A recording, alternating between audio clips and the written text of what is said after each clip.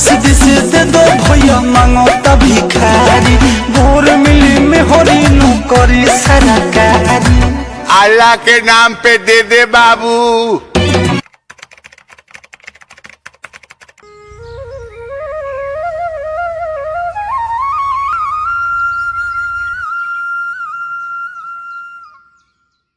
बताओ अभी लेना गेरू के चलल बा ना गोबर बोटर आइल बा अभी तले सुतल बा हमारा कुदारियो चलावे जाए के बाद तनिको ही हमार साथ देता। देखा तड़ एकरा तनिको लाज फिकिर बा अभी ले गाना बा के सुतल बा। कौन हरे करा बहिनी का आह बाबूजी रहुआ आह बाबूजी कहता सर वो अभी तल है ना गोबर बिगाइल बा ना भैंस के चलावल बा जल्दी से गोबर बिग के भैंस के चला के आ भैंस के चरावे ले जी है।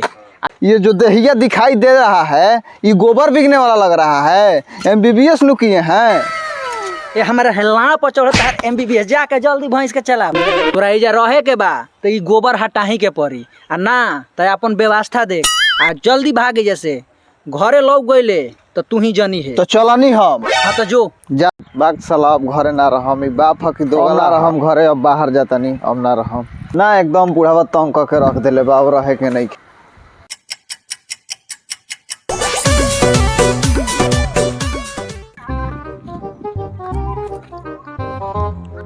अरे तारा बहन दो ई करिया करिया का ई तो करिया का रसगुल्ला लागता। रुक तारा बहन दू तीन ईंटा मारे दे खा के तब घरे जाए है।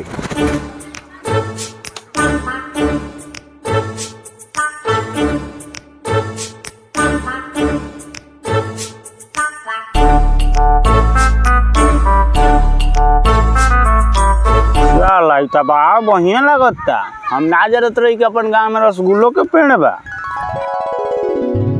का रे सुपना कहाँ चल देले बंठन के? अरे बाहर जाता नहीं बाबू घरे से मार। हाँ बेने धर दू खो करिया का रसगुल्ला। हाँ वाह वाह बैठ। अरे देखे को तो अपने बाबू घरे से मार के भगा देले बने एगो तू दिमाग के माई बहिन नत को ले ले खो। अरे साला ई रसगुल्ला ह हाँ रे तो गुल जामुन हरे। अरे ई साला करिया का रसगुल्ला ह ले खो। रसगुल्ला हौ का हो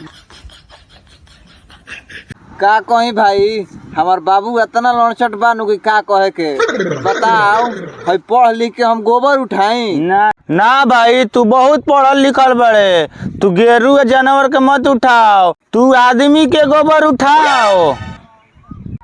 का कहीं भाई जिंदगी में बड़ा दुख हो। अभी तोरा दुख आ गईल अभी तो तोर BP शुगर बवासीर होखल बाकी हो। का ई सब लाड़ बतैले बड़े कोनो कमाए वाला उपाय बताओ। कमाए वाला हाँ। अच्छा रुक बता एगो तो उपाय बा रोज बैठ के 2-3 हजार कमेबे कम से कम। हम पैसा कमाए के उपाय बताओ तनी। चल चल चल, चल।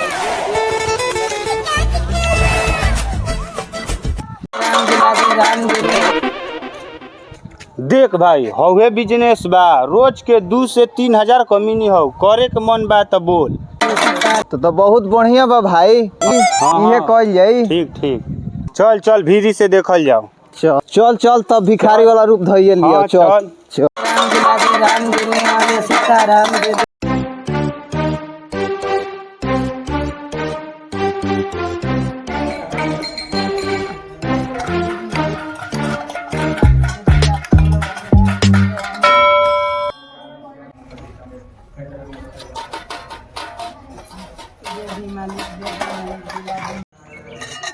दे दी मालिक कुछ 2-3 सप्ताह से भूखे बानी दे दी मालिक दे दी मालिक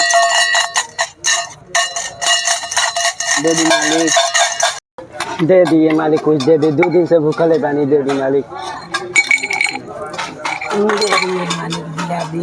देने वाले सीताराम भगवान करेगा दे दी मालिक बाल बच्चे सलामत दे दो राम दिला दो राम देवे वाला सीताराम। दे दो राम दिला दो राम देवे वाला सीताराम। दे दी मालिक 2 हफ्ता से कुछ नहीं खैले मालिक और कुछ दे दी मालिक। अरे भाई सुबह से शाम हो गई अभी तक 100 टकिया 500 से भेंटे ना भइल, खाली 1-2 रुपया मिलल बा। रुक कुछ तो सोचल जाई, शाम होके दे, कुछ तो कुछ सोचे के। हाँ भाई सोचे के पड़ी ऐसे ना। हाँ अब लागत है साला दूसर जुगाड़ लगावे के पड़ी। हाँ भाई। हाँ ये भाई आज ये रात भर कुटिया में रह जाएगा क्या? सुबह सोचे आई चल यही में सुतल जाओ। अरे साला तू तो कहलस कि रोज के 2-3 हजार कमी नहीं बे हमें, आई झरल झाट लेखा 2-3 गो सिकावे मिलल बा। चुप साला, हम कुछ सोचा था नीनू। चल साला सुतल जाओ, ढेर रात हो गई, सुबह सोचे के। हाँ चल सूत। चल।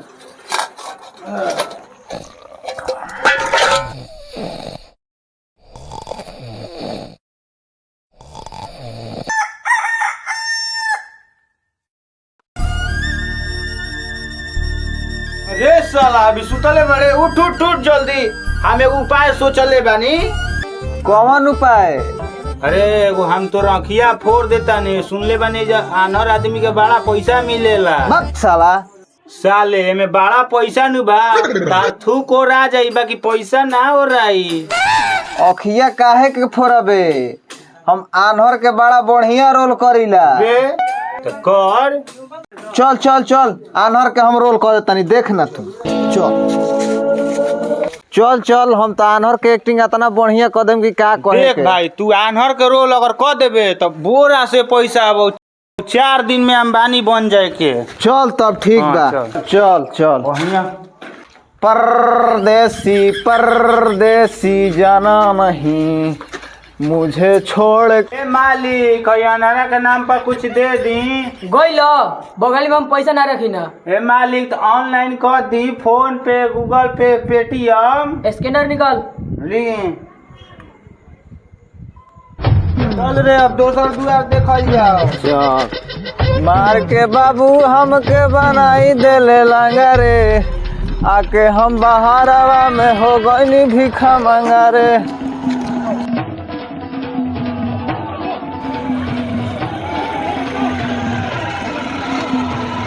अनारा के नाम पर कुछ दे दी मालिक।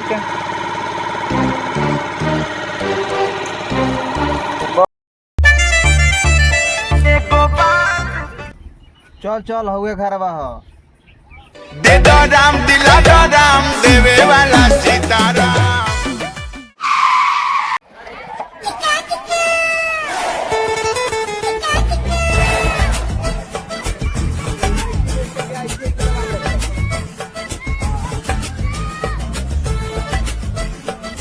एक बेटा ने बाप को हत्या कर दिया घर से भगाने के जुर्म में। बाप हवा कि बाप के झांट हवा। बढ़िया करो काम तबो उहे हाल, आ खराब करो काम तबो उहे हाल। तू पक्का गाड़ू बाड़ो। जब से तू डाउनलोड भइले कोनो काम अच्छा कइले के करबे। अरे तू हमार लाड़ जनब, फ्री के राशन खइला दे तड़ फ्री के भाषण। देखो है तो पूंजीपति होके आइल बनी। हाँ हमार लौचट बेटा, अतना दिन से कहाँ रहो, ई कारनामा देख के तो हमार मोने गदगद हो गो। पहले रहो कोदो में के, अब हो गइलो फोदो में के। तू कलाड़ जनब, हम कैसे पूंजीपति हो गईनी। जाए दे कसहू भइले, लेकिन हमार नाम रोशन कर देले। चल हमारो को उजे लिये चल। चल 10-20 दे दो भैया मांगो तभी खारी भोर में।